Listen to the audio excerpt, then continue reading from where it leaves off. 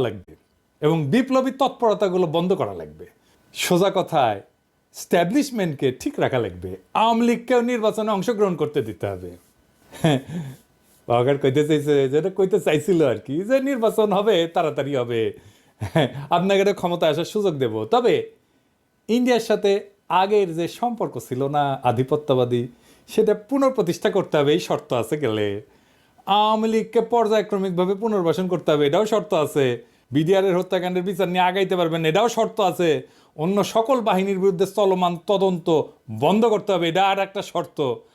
আর সেনাবাহিনীর আয় ব্যয়ের যে হিসাব টিসাব আছে, এটার গোপনীয়তা রক্ষা করতে হবে, এটাও এটার শর্ত।